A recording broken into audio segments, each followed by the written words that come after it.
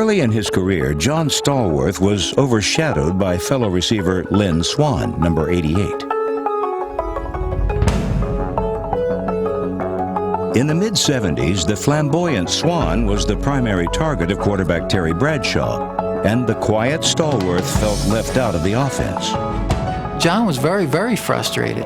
And at one point, he went to Lionel Taylor, who was the receiver coach, and says, "How am I going to get Terry to throw to me?" And Lionel said, "Well, you just have to hang out with Terry. You have to be with him all the time. You got to be buddies with Terry, because Terry's calling the plays. I mean, don't get buddies with me, because I'm not calling the plays from up there." Head coach Chuck Noll also advised Stallworth to befriend his quarterback. I was initially taken back by that, because I thought that being good at what you did, being open when you were supposed to be open, catching the football when you were throwing the football, that was enough. Yeah, there's enough motivation in that to have him throw me the football. I don't have to fabricate a friendship with him to get him to throw me the football. And I thought about that for a long while, and my pride said no, and one in football said yes, and one in football won out. So I tried to get closer to him. So John's personality took a 180-degree swing in that he wasn't as quiet anymore. He was always, he was like a shadow to Terry. He was bringing him coffee, he was bringing him donuts. It was a scream. I had to develop appreciation for country music, which was difficult, and even more difficult than that, to learn to appreciate Terry's singing, which was a big chore. And just started to try to find things in my life that related to things in his life, his feelings about things, so, his background, his upbringing, to try to understand what motivated Terry. I started to take opportunities to talk, to start conversations. When the opportunity presented itself, I took a step toward him.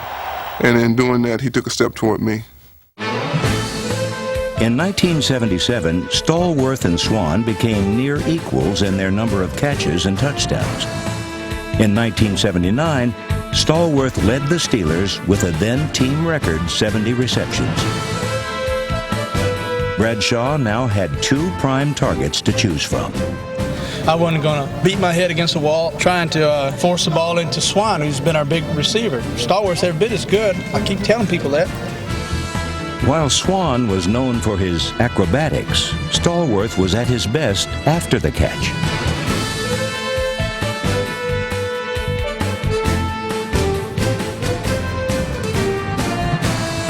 No receiver was more dangerous in the open field than Stallworth.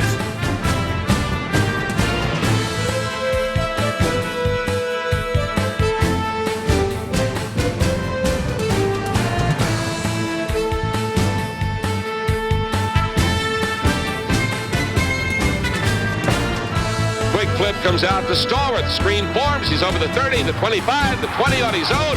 Cuts across the 15. He's to the 5. Touchdown, Pittsburgh. And you cannot tackle Stallworth lightly. You cannot tackle him sloppy or he's going to be gone.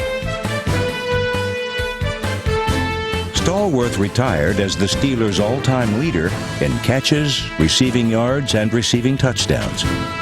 And like Lynn Swann, he was inducted into the Pro Football Hall of Fame. I think my career is defined in its consistency. When things are down and you need to have a big play, it's a do-or-die kind of situation that I was able to come up with that play, not only in one particular game, but over my career, I think is how I see myself being defined. He pulls it in at the 30, the 20, the 10, the 5, and it's a touchdown for Pittsburgh on the ball to Stallworth. Bradshaw is back there, and he fires. Caught by Stallworth at the 35, breaks the tackle, comes over the 40, the 45. He's breaking downfield, going to the Dallas 30, the 20, a touchdown for Pittsburgh. 75-yard strike to Johnny Stallworth. That is the thing that I think I take the greatest deal of pride in, that I was able to do it over a 14-year period, do it when it needs to be done, do it consistently, and do it the way that I think that I wanted to do it. I was never a flamboyant receiver.